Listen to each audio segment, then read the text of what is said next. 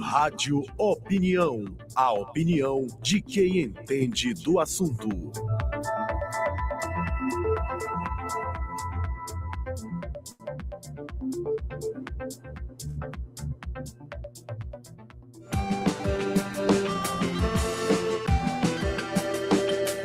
Olá pessoal, hoje no Rádio Opinião vamos falar sobre energia, investimentos e desenvolvimento, novos paradigmas, transição energética também é importante. Para isso eu converso agora com o PhD, professor adjunto de Comércio e Política Global da Scar School of Policy and Government da George Mason University, eu acho que é essa a pronúncia, né? Em Arlington, Virgínia, Estados Unidos. Ele é também consultor sênior da empresa de inteligência de negócios Horizon Engage, acho que é isso, Mark S. Langevin, ou Marcos, né? Obrigado, seja bem-vindo. Falou muito certo. Batendo na trave, mas tudo bem. Ele também é autor do livro em português A Economia Política do Caso do Brasil na OMC contra os Estados Unidos, por dentro da disputa do algodão, que é de 2023, não é isso? Isso. E nesse livro você analisa o litígio comercial entre Brasil e Estados Unidos sobre subsídios ao algodão, né? Utilizando as lentes da economia política. Perfeito. Mas a gente vem falar aqui sobre energia, investimento e desenvolvimento. Você veio aqui, né? E está com a gente para falar sobre isso.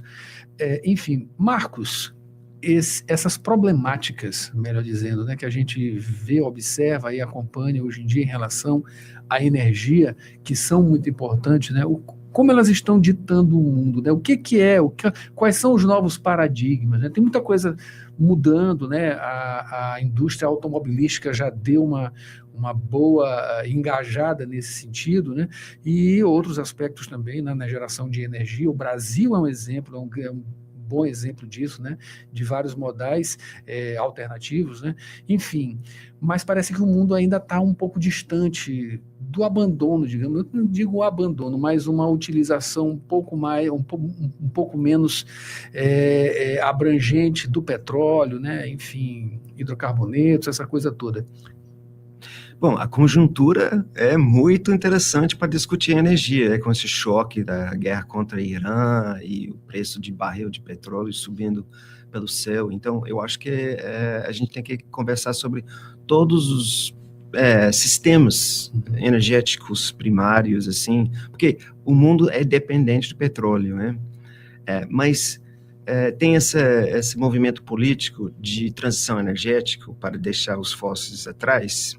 Mas o mundo é muito mais complicado do que isso, gente. A gente ainda, no mundo inteiro, aqui no Brasil, mas o carvão mineral é uma fonte super importante para a geração de eletricidade da Índia, Indonésia, China, outros lugares.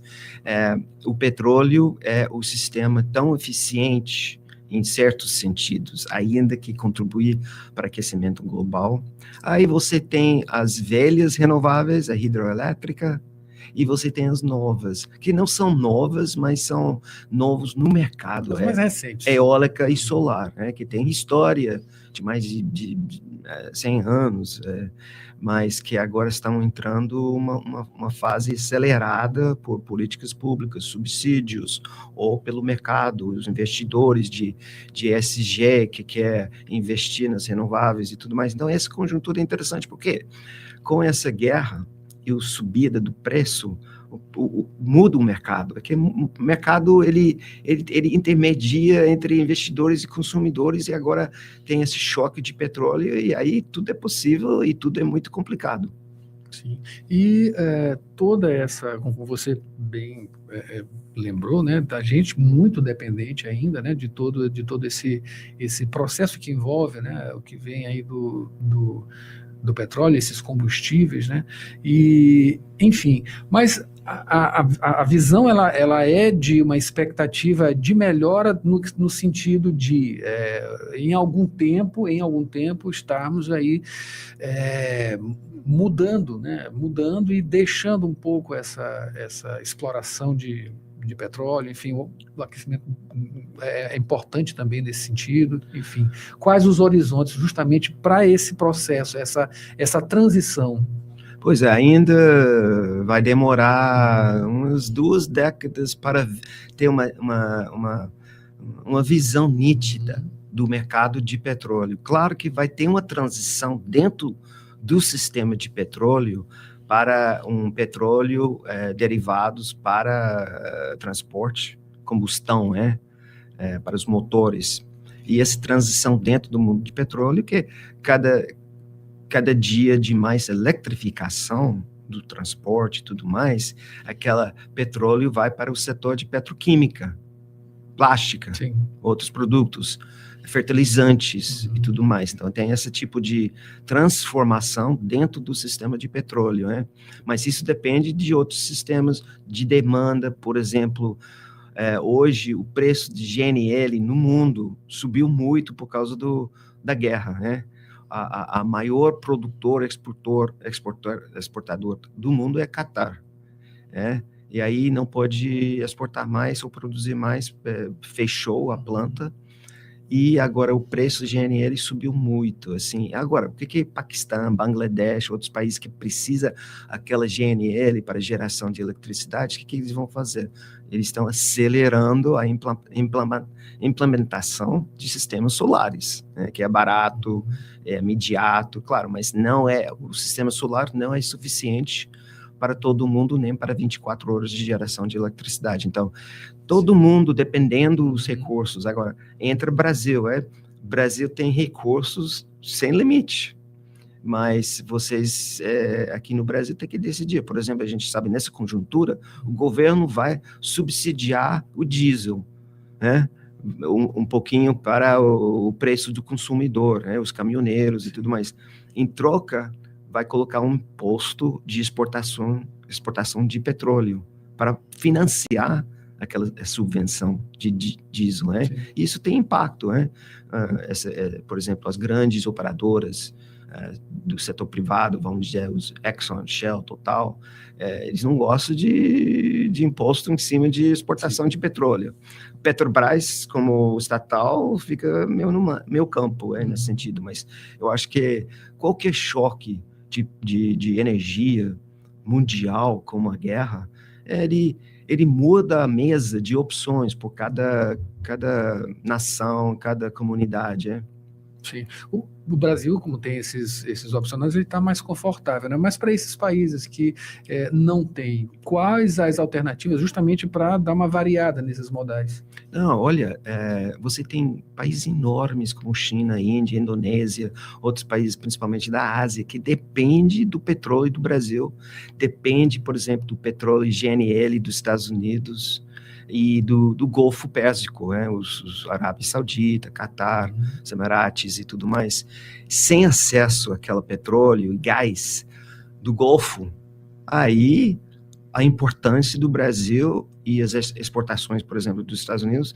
muito mais importante, e o preço subindo, O Petrobras ainda pagando aquele imposto de exportação, vai ganhar muito dinheiro este ano, A diferença de $60 por barril para $100, e esse preço, a tendência é de ficar alto por uns meses, pelo menos. Ainda se a guerra termina, a próxima semana, alguma coisa assim, não estou sugerindo isso, mas no curto prazo termina, o preço de petróleo vai continuar assim, em cima da média.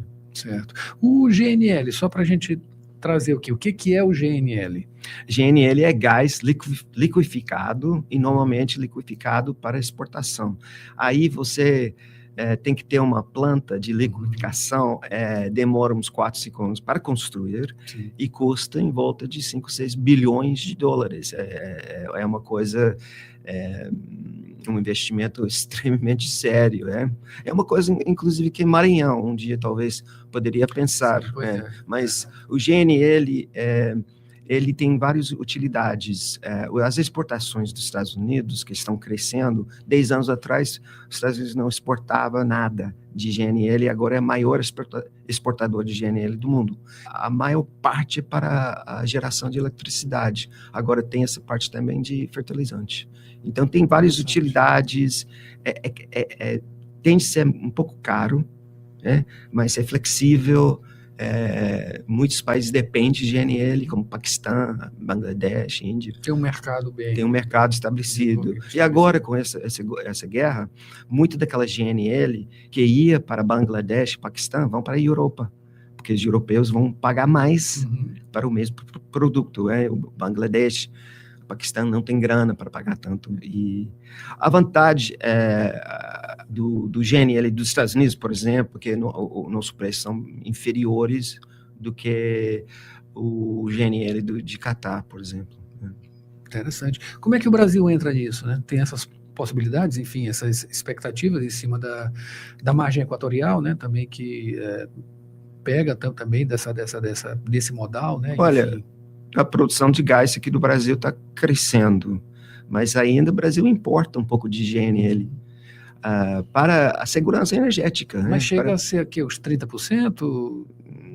Não, é bem inferior, talvez para a geração de eletricidade fique debaixo de 10, 5% do feedstock da coisa, mas é tipo uma extra, né, que o Petrobras normalmente gerencia para o Sistema Nacional da Transmissão, a Operadora Nacional da Transmissão de Eletricidade. Então, é útil. Agora, o pré-sal, por exemplo, está produzindo mais gás, enquanto o consumo de gás aqui no Brasil está crescendo. Em termos de margem equatorial, a gente não sabe exatamente, mas se tiver uma descoberta, vai ajudar muito, né? Porque vai criar mais oportunidades de geração de gás um pouco mais barato, e também outras indústrias que precisam de gás, né? Aço, cimento, coisas assim. E a própria operacionalização também, né? Porque esses territórios eles já estão adiantados, né? Justamente de olho no petróleo, e se tiver o gás também. E mais importante, a coisa que eu acho que Mariano tem que pensar é que no nível doméstico, assim, nacional, o Brasil deve investir nas renováveis, ocupando o maior espaço na geração, porque livre o petróleo e o gás para exportação, que rende mais dinheiro, né? Inclusive GNL, se o Brasil decide de construir uma planta de liquefação de gás, aí gera muito grana, muita sofisticação, tecnologia, tudo aquela coisa. Inclusive, o Petrobras achou mais uma descoberta de gás em Colômbia, offshore, o país de Colômbia. Aí eles vão exportar esse gás para o mundo inteiro, porque Colômbia não precisa tanto gás assim. E o Brasil deve seguir o mesmo caminho, assim, produzir o que precisa e exportar o resto. Que é mais rentável também. Mais rentável, e gera as mais tecnologias, sabe? Claro, a gente vai ter que fazer a formação de recursos humanos para seguir os avanços nesse sentido. Maravilha. Eu citei aqui o seu livro de 2023, mas você está trabalhando em um outro agora, não é isso? Olha, eu represento interesses brasileiros. Por muitos anos eu era assessor internacional de Abrapa, Associação Brasileira dos Produtores de Algodão, né? E eu junto com a diretoria de Abrapa, eu negociei um acordo que solucionou o caso contencioso para um acordo financeiro, né? Depois o resultado da UMC. Aí, agora, e naquela época também, eu trabalho com os maiores operadoras de petróleo aqui no Brasil. Eu passo informações, análises de informação de política energética, risco político, coisas assim, para os grandes, assim, seja Exxon, Chevron, Total, Shell, Qatar Energy, essas coisas. Os maiores players, né? E eles têm, claro, tem muito interesse, mas como o Tom Jobim falou, o Brasil não é para beginners e precisa um cara como eu para navegar e ajudar um pouquinho, né? Que bacana. E essa sua passagem aqui por São Luís agora? Bom, eu trabalho muito com o professor Allan Kardec, né, da universidade, e Allan é um especialista na equatorial, né, na margem equatorial, e a gente troca informações, ideias, a gente tenta colaborar para entender o que está rolando em Brasília e tudo mais, e Alain sempre me ajudava muito para entender Brasil, e eu estava querendo muito para ver ele em campo, né, aqui em São Luís, na universidade. Então, deu uma fala mais cedo hoje, e minha proposta é sempre aprender dos outros, né? Eu não estou aqui em Maranhão para pontificar sobre o futuro de Maranhão. Tenho algumas ideias para trocar, mas eu quero juntar e colaborar com os alunos de Alain e toda a universidade e trocar ideias, e talvez a gente poderia avançar alguns programas para desenvolver Maranhão ainda mais. Maravilha, que bom, né? Que bom aí para isso também. E esses horizontes, né? Vindo aqui na pesquisa científica também, o professor também opera também muito nessa parte, né? Além lá da Gasmar, do Maranhão. Enfim, essa é um diálogo muito profícuo, né? E a gente espera que você volte outras vezes para trazer mais informações e deixar a gente atualizado sobre essas questões relacionadas à energia, investimentos também e desenvolvimento. Acabei de conversar aqui com o PhD, professor adjunto de Comércio e Política Global na Scar School of Policy and Government da George Mason University em Arlington, Virgínia, Estados Unidos, também consultor sênior da empresa de inteligência de negócios, a Horizon Engage, o Mark S. Langevin, o Marcos, né? Obrigado. E tem outras coisas, né? Poderia dizer muito mais coisas aqui, outros qualitativos aqui, né? Enfim, de cargos, enfim.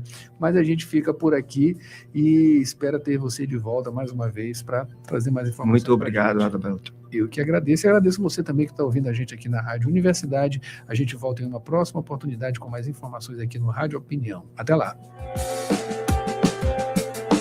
Jornal Rádio